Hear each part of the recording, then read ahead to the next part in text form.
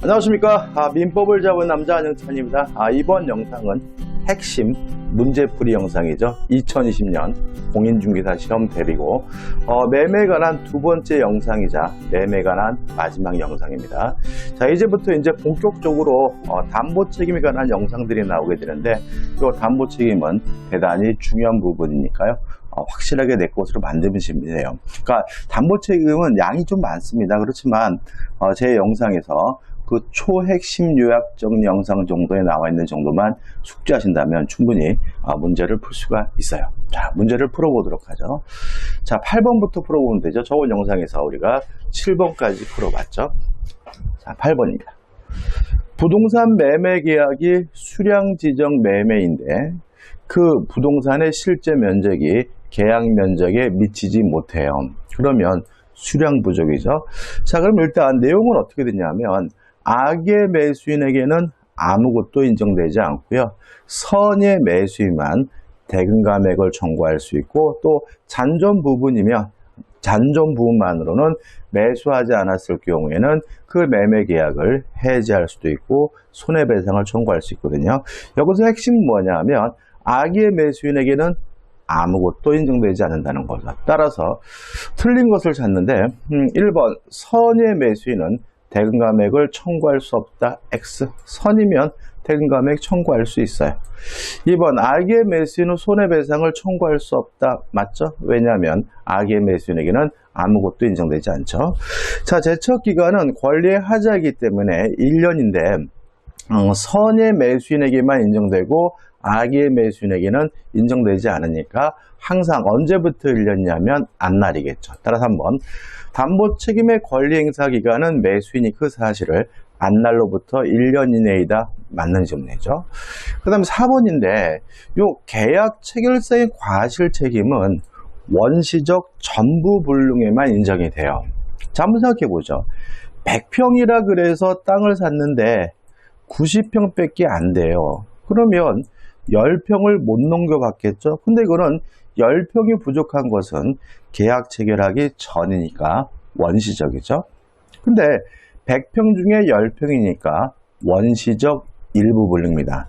계약 체결사의 과실 책임은 원시적 전부 불능에서만 문제가 되기 때문에 원시적 일부 불능에 대해서는 계약 체결세 과실 책임이 문제될 수 없어요. 우리 판례 입장이죠. 꼭 기억해 두시고, 따라서 미달 부분의 원시적 불능을 이유로 계약 체결세 과실 책임에 따른 책임의 이행을 구할 수 없다. 맞는 지문이겠죠.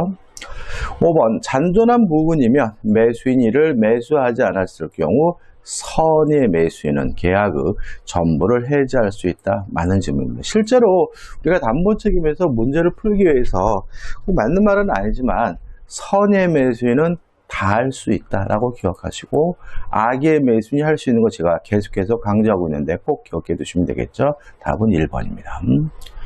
9번입니다. 매도인의 담보 책임에 관한 설명을 옳지 않은 거, 틀린 것을 찾네요. 1번. 채무자의 자력을 담보했어요. 이게 무슨 말이냐면 채권을 양도하면서 채무자가 돈을 못 갚으면 내가 돈을 갚아주겠다. 양도인이 채무자 대신 돈을 갚기로 채무자의 자력을 담보한 경우, 이렇게 의미가 되고요. 일단 원칙적으로 양도할 당시의 자력을 담보합니다. 다만 아직 변제기가 도래하지 않았다면 변제기의 자력을 담보한 것으로 추정을 하거든요. 1번, 갑이 변제기에 도달하지 않은 채권을 을에게 매도하면서 그 채무자의 자력을 담보한 경우 갑은 변제기의 자력을 담보한 것으로 추정한다. 맞는 질문이고요. 가끔 이 추정한다를 간주로 바꿔서 오답을 만드는 경우가 있으니까 좀 조심하시기 바랍니다. 그 다음에 이제 물건을 경락받았어요. 경매요. 자, 경매에 있어서는 물건의 하자에 대해서는 담보 책임 물을 수 없습니다. 경락인 매수인은 권리의 하자에 대해서만 담보 책임 물을 수 있는 것이 원칙이에요. 다만 예외가 있는데 매도인이 채권자죠. 매도인이 아니라 채권자가 그 물건에 하자가 있다는 사실을 알면서 경매를 신청한 경우에는 그 물건에 대해서도 하자담보 책임을 부담해야 된다는 것이 민법의 태도입니다. 자, 그럼 이렇게 정리하면 되겠죠. 자, 경매에 있어서는 권리의 하자에 대해서만 담보책임 물을 수 있고 물건의 하자에 대해서는 담보책임 물을 수 없다. 다만 채권자가 그 물건의 하자를 알면서 경매를 신청한 경우에는 그 물건의 하자에 대해서도 담보책임을 물을 수 있다. 이렇게 정리하면 되거든요. 따라서 갑의 채권자 병이 갑 소유 물건에 흠결이 있거를 as다는 것을 안 상태에서 담보권 실행을 위한 경매를 신청했어요. 그러면 물건의 하자에 대해서 담보책임 물을 수가 있으니까 우리 그 물건을 경락받은 경우는 그 물건에 흠결이 있었음을 이유로 병에게 손해배상을 청구할 수 없다가 아니라 있다고요. X가 되고 옳지 않은 것은 2번이 됩니다. 그 다음에 이제 3번이죠. 자, 악의 매수인이 할 수 있는 거 다시 한번 말씀드려볼까요? 자, 전부 타인의 권리인 경우에 계약의 해제, 일부 타인의 권리인 경우에 대금감액 청구, 저당권, 전세권의 실행으로 권리를 취득할 수 없거나 상실하게 된 경우에는 악의 매수인도 해지할 수 있고 손해배상을 청구할 수 있어요. 그럼 3번 보시면 매수인이 매도인 갑으로부터 취득한 목적물에 대한 소유권을 제3자의 저당권 실행으로 잃게 됐어요. 그러면 저당권의 실행으로 권리를 상실하게 된 경우니까 악의 매수인도 계약을 해지할 수 있고 손해배상을 청구할 수 있는 거죠. 따라서 그런 매매 목적물에 저당권이 설정되어 있다는 사실을 계약 체결 당시에 알고 있었더라도 갑과의 계약을 해지할 수 있다. 맞는 질문이 되겠죠. 4번입니다. 매도인 갑이 계약을 체결할 당시에 매매 목적물에 대한 소유권이 자신에게 속하지 않는다는 사실을 알지 못했어요. 자, 이건 뭐냐면, 자, 매도인입니다. 원래 담보 책임은 매수인이 묻는 거잖아요. 근데 매도인이 해제권 행사할 수 있는 경우가 있어요. 자, 이렇게 정리하면 되는데, 매매 목적물이 타인의 소유라는 사실을 알지 못한 선의의 매도인은 계약을 해지할 수 있습니다. 근데 만약에 매수인이 선이라면 손해배상을 해줘야 되고요. 매수인이 선의가 아니고 악이라면 손해배상해 줄 필요가 없습니다. 다시 말씀드릴까요? 자, 매매 목적물이 타인의 소유라는 사실을 알지 못한 선의의 매도인도 계약을 해지할 수 있고 매수인이 선이라면 해제하기 위해서 손해배상을 해줘야 되지만 매수인이 악이라면 손해배상해 줄 필요가 없다. 이렇게 되는 거거든요. 따라서 4번 다시 한번 해볼까요? 매도인 갑이 계약을 체결할 당시에 매매 목적물에 대한 소유권이 자신에게 속하지 않는다는 사실을 알지 못하였고 선의의 매도인이죠. 그 소유권을 취득하여 매수인에게 이전할 수 없는 경우 갑은 손해를 배상하고 을과의 계약을 해지할 수 있다. 기본적으로 맞는 지문이고 근데 만약에요 을이 악이라면 손해배상할 필요가 없다는 거 하나 좀 주의하셔야 되겠죠. 5번입니다. 자, 갑류의 목적이 된 부동산을 갑으로부터 매수한 을이 그 갑류에 기한 강제 집행으로 소유권을 상실했어요. 그러면 저당권의 실행으로 소유권을 상실한 것과 다름이 없는 거죠. 또 아니면 가등기에 기한 본등기로 인해서 소유권을 상실했어요. 가등기. 그것도 저당권의 실행으로 소유권을 상실한 것과 다름이 없는 거죠. 따라서 가압류가 실행되거나 가등기의 실행으로 소유권을 상실하게 된 매수인의 경우에는 저당권, 전세권의 실행에 의한 매도인의 담보책임에 관한 민법 규정이 준용이 됩니다. 따라서 악의 매수인도 계약을 해지할 수 있고 손해배상을 청구할 수가 있기 때문에 그로 인해 손해를 입은 경우 을은 계약 체결 당시에 가압류의 존재를 알고 있더라도 손해배상을 청구할 수 있다. 맞는 질문이죠. 조금 지역적인 부분도 나와 있긴 하지만 다들 중요한 것이니까요. 이 문제 별표해 두시고 꼭 내 것으로 만드시기 바랍니다. 자, 그 다음에 10번이네요. 하자 담보증에 관한 설명으로 틀린 거죠. 28회예요. 자, 여러분 생각해 보자고요. 제가 땅을 샀는데 그 땅이 매도인 게 아니라 남의 땅이에요. 소유권을 이전받을 수가 없는 상태. 그거는 권리의 하자가 있는 거죠. 근데 만약에 그 땅에 대해서 소유권을 이전받긴 했지만 그 땅을 용도대로 사용할 수가 없었어요. 예를 들어 가지고 전원주택을 지으려고 땅을 샀는데 땅을 사가지고 이전 등기를 받기는 받았는데 전원주택을 지을 수가 없는 땅이라면 이거는 권리 하자가 아니라 토지, 물건의 하자가 됩니다. 이해되시나요? 1번. 건축의 목적으로 매수한 토지에 대한 법적 제한으로 건축 허가를 받을 수 없어 건축이 불가능하대요. 그러면 매수한 토지를 등기를 못 받았다면, 권리를 취득하지 못했다면 권리하자지만, 권리를 넘겨받긴 했지만 목적대로 사용할 수 없다면 물권의 하자인 거죠. 다른 예를 들어볼까요? 여러분들, 제가 자동차를 구입했는데 자동차에 제가 등록을 넘겨받았어요. 근데 그 자동차가 브레이크가 제대로 안 드는 차여가지고 목적대로 사용할 수가 없었어요. 그러면 자동차 물건의 하자인 거죠. 따라서 이는 매매 목적물 물건의 하자에 해당한다. 맞는 지문이 되는 거죠. 2번. 하자 담보 책임으로 발생하는 매수인의 계약 해지권 행사 기간은 제척 기간입니다. 그래서 담보 책임 행사 기간은 제척 기간이죠. 3번. 하자 담보 책임에 의한 매수인의 손해배상 청구권이죠. 그러면 이 손해배상 청구권은 채권인 거죠.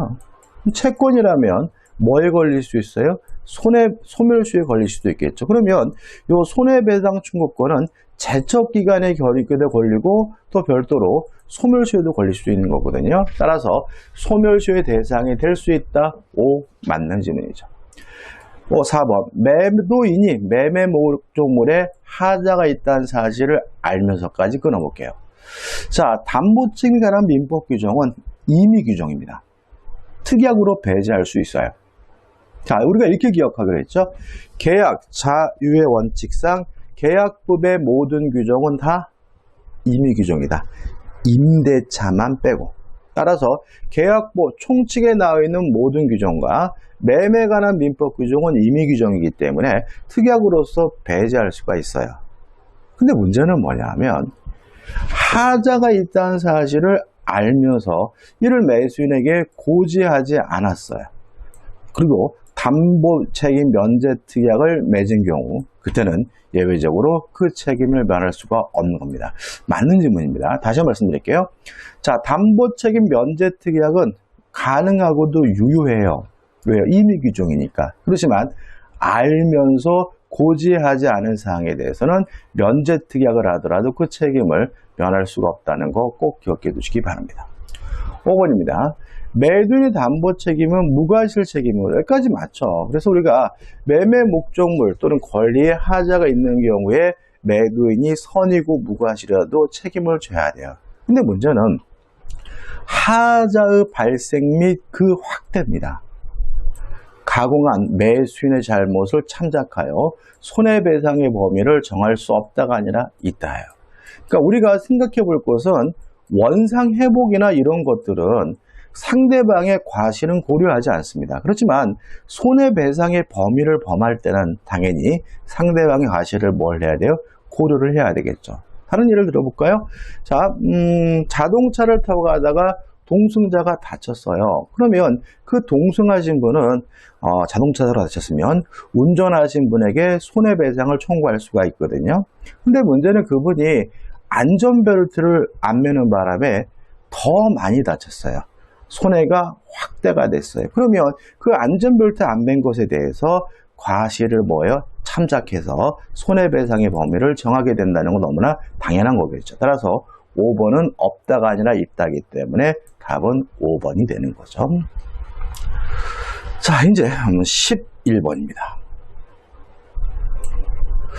을명의의 소유권 이전 등기 청구권 보존에 가등기가 맞춰진 갑소의 X건물에 대하여 병이 경매를 신청하여 그 경매 절차에서 매각대금이 완납한 정명의로 X건물의 소유권 이전 등기가 맞춰졌죠.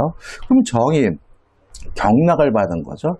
매각대금이 병에게 배당됐어요. 그럼 우리가 좀 생각해 볼 것은 뭐냐면, 첫째, 경매에서는 원칙적으로 권리의 하자에 대해서만 담보 책임을 물을 수 있고, 물건의 하자에 대해서는 담보책임 물을 수가 없다. 따라 1번. X 건물 자체 하자죠. 그럼 이건 물건의 하자예요. 따라서 정은 가백에 하자 담보책임 물을 수 없다. 5. 맞는 질문이 되는 거죠. 그죠? 자, 그 다음에 2번이 답인데, 자, 왜 답이냐면, 자, 우리가 모든 책임은 유효함을 전제로 해요. 만약에 매매 계약이 무효라면 담보 책임 물을 수 없고요. 또 경매 절차가 무효인 경우에도 담보 책임을 물을 수가 없는 겁니다. 항상 우리 공인중개사 시험에서는 모든 책임은 유효함을 전제로 한다는 형태의 지문은 반드시 출제하게 되는 거죠. 따라서 경매 절차가 무효면 담보 책임 물을 수가 없으니까 2번 경매 절차가 무효인 경우 정은 가백에 손해배상을 청구할 수 있다. X가 되고요. 답은 2번이 되는 거죠. 항상 여러분들은 타인 소유물의 매매가 유효하다. 자신의 소유물이 아닌 타인의 물건을 임대할 수 있다. 동의 없이도 임차권을 양도하거나 전대하면 유효하다. 이런 것들에 대해서 굉장히 혼란스러워하는데 기본 전제가 뭐예요?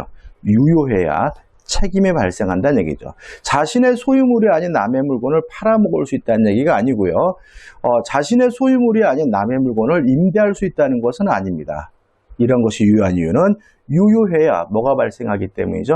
책임이 발생하기 때문인 거죠. 3번 경매 절차가 무효해요. 그러면 이행할 필요가 없고 이행한 것이 있다면 부당기득 반환해 줘야 되겠죠. 3번 경매 절차가 무효인 경우 정은 경에게 부당기득 반환을 청구할 수 있다. 맞는 질문이 되고요. 그 다음에 이제 또 하나 쟁점은 자 지금 을 앞으로 가등기가 되어 있었거든요. 그래서 만약에 가등기에게서 본등기를 하게 되면 경락을 받은 정은 소유권을 박탈당하게 되죠. 왜요? 후순위 권리는 등기관이 직권으로 말소하니까요. 그러면 정은 매수한 목적물이 저당권의 실행으로 권리를 박탈한 경우와 다름이 없죠. 그때는 저당권 전세권의 실행으로 권리를 취득할 수 없거나 상실한 경우에 담보책임에 관한 민법 규정이 준용이 되기 때문에 4번. 정이 소유권을 취득한 후 우리 가등기에 기한 본등기를 마친 경우 정은 X 건물에 관한 계약을 해지할 수 있다. 왜요? 선악불문하고 해지할 수가 있는 거니까요.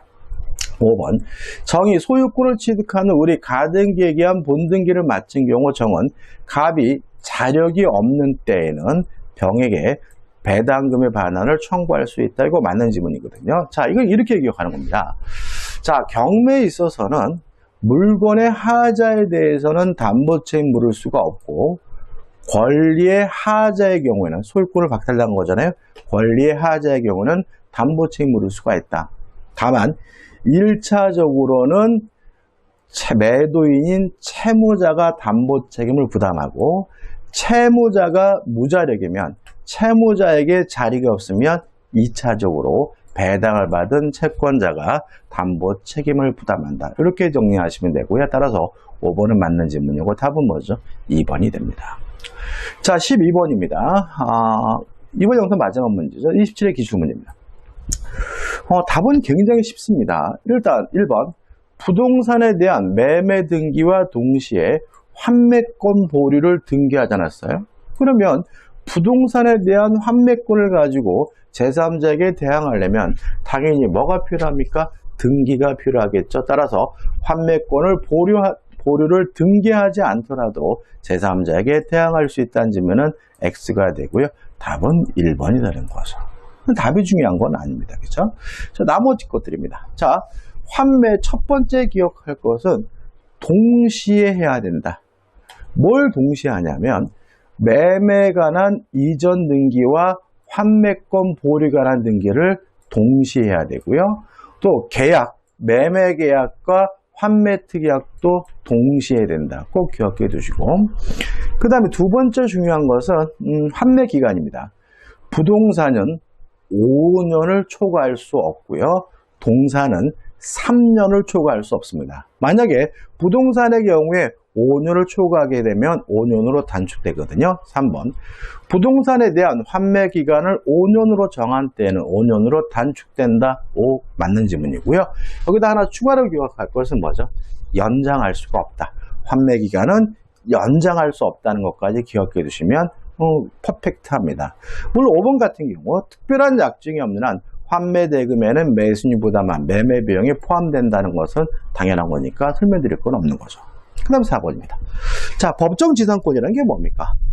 건물이 존재하고 건물과 토지 소유자 같았다가 일정한 사유로 달라지게 되면 법정 지상권이 발생하는 거잖아요. 그러면 4번 보시면 환매 등기가 경료된 나대지죠. 그러면 환매 등기가 될 당시에 뭐가 없었습니까? 건물이 없었으니까 법정 지상권이 발생할 수는 없는 겁니다. 다시 읽어볼까요? 4번 환매 등기가 경료된 나대지에 건물이 신축된 후 환매권이 횡사된 경우 특별한 사정이 없는 한 그 건물을 위한 간습상의 법정 지상권은 발생하지 않는다. 맞는 지문이 되겠죠. 제가 12번이 마지막 문제인 줄 알았는데 13번, 14번이 더 있죠. 그죠? 13번, 14번을 풀어보도록 하겠습니다. 13번입니다. 환매에 관한 설명을 옳지 않은 것, 틀린 것을 찾습니다. 자, 제가 쉬운 문제에서 중요한 건 정리해드렸죠. 1번, 매도인이 계약과 동시에 환매할 권리를 보류한 때에는 환매 대금은 매도인이 영수한 대금이 매수인이 부담한 매매 비용에 한정돼요. 근데 이게 중요하지 않은 것은 당사자 간의 특약으로 다르게 정할 수가 있거든요. 따라서 당사자 특약으로 환매 대금을 다르게 정할 수 없다. X예요. 답은 뭐죠? 1번이 됩니다. 2번, 당사자가 부동산에 대한 환매 기간을 정하지 않았어요. 그러면 부동산은 5년, 동산은 3년이고 연장하지 못하니까 부동산이니까 그 기간은 5년으로 되며 이와 달리 환매 기간을 정한 때는 이를 다시 연장하지 못한다. 맞는 지문이죠. 3번, 환매 특약의 실효는 원칙적으로 매매 계약 효력에 영향을 주지 않는다. 이게 무슨 말이냐면 요 매매 계약이 주된 계약이고 환매 특약이 일종의 종된 계약이겠죠. 그래서 만약에 매매 계약이 무효가 됐어요, 실효가 됐으면 환매 특약이 영향을 주겠죠. 그렇지만 거꾸로 환매 특약이 무효가 됐다 그래서 매매 계약이 무효가 되는 것은 아니니까 3번은 맞는 질문이죠. 4번, 환매 경우 특별한 약정이 없으면 약정으로 달리 정할 수 있습니다. 목적물의 과실과 대금의 이자는 상계, 깐 것으로 보고요. 5번, 부동산 매매 계약에서 소유권 이전 등기와 함께 동시에 환매 특약에 따른 환매 등기가 있은 후 그 부동산에 제3자의 저당권이 맞춰진 경우라면 매도인이 환매 기간 내 적백하게 해제권 행사하면 제3자의 저당권은 소멸하겠죠. 왜냐하면 제3자에게 환매 특약 가지고 뭐 할 수 있어요? 대항할 수가 있으니까요. 맞는 질문이고요. 답은 1번입니다. 14번입니다. 진짜 마지막 문제죠. 부동산 매매에서 환매 특약을 하는 경우에 관한 설명으로 틀린 거죠. 자, 작년도 시험 문제입니다. 최근에 환매에 대해서 시험 문제를 가끔 내는 편이니까 좀 유의하시기 바라고요. 1번, 매매 등기와 환매 특약 등기가 경료된 후 그 부동산의 매수인은 그로부터 다시 매수한 제3자에 대하여 환매 특약의 등기 사실을 들어 소유권 이전 등기 절차 이행을 거절할 수 없다. 맞는 지문이겠죠. 뭐 환매 특약이 되어 있더라도 이전 등기는 해줘야 되겠죠. 오히려 이 제3자 매수인 측에서 매매 대금 못 주겠다라고 거부할 수 있는 거죠. 2번, 환매 기간을 정한 때는 다시 이를 연장하지 못한다. 맞는 지문이고요.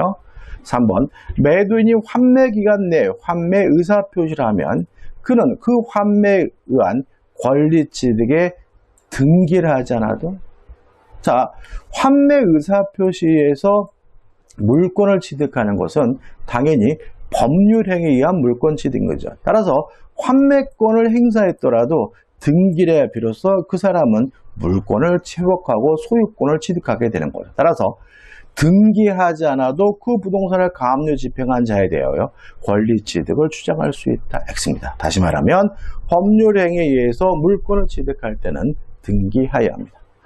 자, 4번입니다. 환매 기간에 관한 별도의 약정이 없은 그 기간은 5년입니다. 부동산은 5년이고 동산은 3년이죠. 부동산인가요? 문제 한번 다시 볼까요? 부동산 매매, 부동산이네. 그러면 5년이다. 맞는 질문이고요. 그 다음에 특약도 등기도 동시에 해야 되니까 5번 환매 특약은 매매 계약과 동시에 해야 한다. 맞는 질문이죠. 따라서 이 문제의 답은 몇 번이 되는 거죠? 3번이 됩니다. 자, 이번 영상 여기까지고요. 매매 관해서 담보 책임 너무 어려워하지 마시고 환매도 너무 어려워하지 마시고 여기 나와 있는 문제를 정확하게 확실하게 내 것으로 만들면 충분히 문제는 극복할 수가 있고요. 자, 이번 영상 여기까지고요. 다음 영상에서 임대차로 들어가도록 하겠습니다. 고맙습니다.